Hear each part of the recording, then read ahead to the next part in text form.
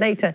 So we know it's really going to be another big day for Theresa May as MPs prepare to vote on the latest changes to her Brexit deal. Diane is in Westminster this morning, and I can only imagine, I mean, she spoke last night, like about 11 o'clock last night. So many lawyers must have been working all night to go through all this new text, Dan. There are going to be some tired people there morning. I think you're right, Louisa. Good morning to you. Morning to you at home as well. Welcome to Westminster. It's another one of those big Brexit days. Very windy Westminster. We'll get the weather with Matt shortly, but I can tell you it's chilly here. And as you're saying, all those lawyers poring over exactly what was said last night. Does it make a difference? Will it change the numbers on the vote that takes place a little bit later on today? I know we showed you the papers, but let's just see exactly how many are assessing what happened last night in Strasbourg. There's the picture of May and Juncker. May secures improved deal, says The Guardian. Will it be enough? That's the important question. And there's that picture as well on the front page of the Mail. Sealed with a kiss, they say. Mrs May secures key Brexit deal concessions. But again, that question, will it be enough for the crunch vote tonight? Well, let's put some of those questions to Sonia Sodha, who writes for The Observer, and Sherelle Jacobs from the Daily Telegraph. Good morning to you. Morning. It does have the feeling of a sort of important, significant day today. But I suppose the crucial question, Sonia, is what's changed, and will it be enough to change some minds here at Westminster? I think that's right, and I think there are two questions. There's first of all the question, what's changed substantively about the withdrawal agreement? And then there's the second question, which is what's changed politically? As you say, is it enough to swing MPs around? And I'm pretty sceptical, actually. I think what we saw kind of emerge last night, it was the EU moving a bit in response to Theresa May's pleas to help her get this deal over the line, but not a huge amount. And no one was expecting the EU to move a huge amount because it had already made a very big compromise with the backstop. So the question is, will it swing really the DUP and the bulk of ERG, European Reform Group, very Eurosceptic Tory MPs behind her deal? I don't think so. Because the numbers, I mean, just to remind people, if you're watching this morning, 230 majority against the Prime Minister's plan last time round, which was in January. And Sonia was mentioning there, Sherelle, all those people who she has to convince, who will be going over this morning, trying to get legal direction to see whether they can back this withdrawal agreement. The problem is not one word has changed in the withdrawal agreement. We've got declaration, changes to the political declaration. We've got an instrumental change to the withdrawal agreement, but no actual text change. We're still a million miles away from a unilateral exit mechanism or any time limit on the backstop, and these were the things that were being asked of from the DUP and from the ERG. It's very difficult to see how they can get behind these changes, and especially because the changes were made 12 hours before a Brexit vote, when trust is so low. Trying to sort of bounce MPs into getting behind the party line is very problematic at this point. I think you're right there, actually. I think that one of the reasons why the vote hasn't been delayed tomorrow is that I don't think Theresa May wants to give people too long to pore over it.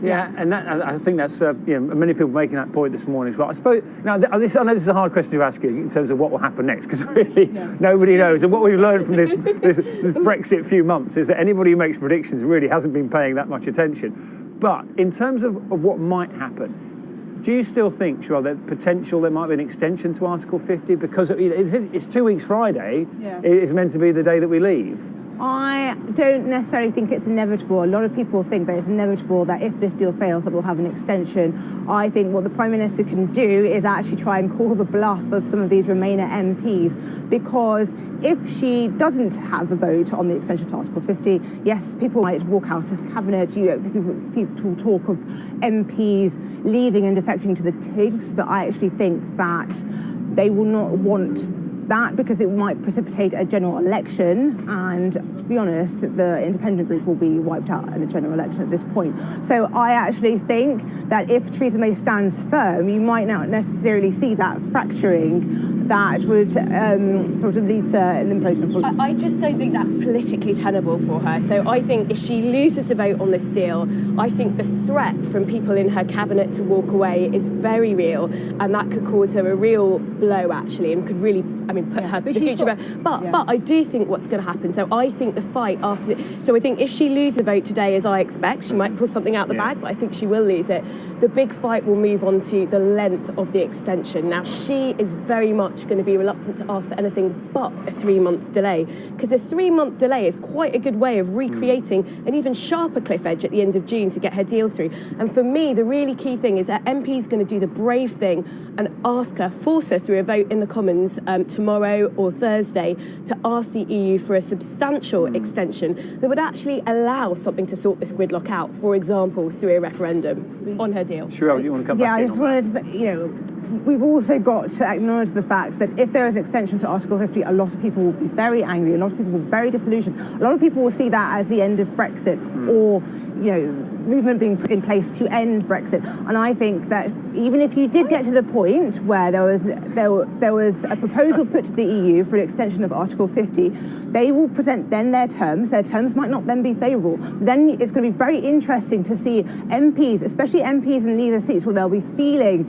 a lot of pressure. A lot of letters will be coming into the constituencies, they may decide that it is not a good idea to be seen to be stopping Brexit. I have to say, I think that the ERG are going to be very angry if there's a delay. I'm not so sure that extends to the vast majority of the problem, of the public. isn't it? Trying to keep everybody happy seems impossible. Absolutely, and I think actually the public are pretty pragmatic on this. There's not a lot of support out there amongst the public for Theresa May's deal. I think there's a very effective case to be made for a referendum. We know the terms of our withdrawal now. It's just preposterous to think that you wouldn't put it back for ratification to people. We didn't know this back in 2016. So very strong case for it's very dangerous to try and sort of distill this down to sort of ERG headbangers. 60% of Labour seats, for example, they voted to leave the EU. But that doesn't relate to Labour's electoral support. And also, support. 44% of people now support a no deal. The public is coming behind a no deal. They support no deal over any other option at the moment. So it isn't just, sort of an ERG phenomenon. This is our country. Listening to the pair of you talking, it makes you realise how complicated this issue is. And just to clarify things a little bit, I know it's hard to clarify anything. There's a vote today which takes place on the withdrawal agreement. Then, as you're mentioning, tomorrow potentially, if that's rejected, then there's a deal on whether no deal would be a viable alternative. That might take place tomorrow. And then on Thursday, come back to see if whether there should be an extension to Article 50. So I know we talk about big days a lot, but it does feel like a significant day today. And Sherelle, Sonia, thank you so much for your assessment of whether Theresa May will be able to turn that majority around. We've been speaking to MPs throughout the morning for you. I'll tell you who we've got lined up for you. We've got Dominic Grieve coming up about 7:10 this morning, Kwasi Kwarteng as well, who supports Theresa May's deal from the Tory party. And Keir Starmer, Shadow Brexit Secretary, will be with us at 8:10. So big day ahead, bit of drama. Exactly as Sonia and Sherelle were telling us, everyone at the moment sort of holding onto their hats and deciding exactly which way they're going to go, waiting for that legal assessment of exactly what was talked through in Strasbourg last night. One thing we can be sure of, it's a bit chilly down here today. My BBC weather app tells me 97% chance of rain at Westminster. Who knows? Matt does. Good morning.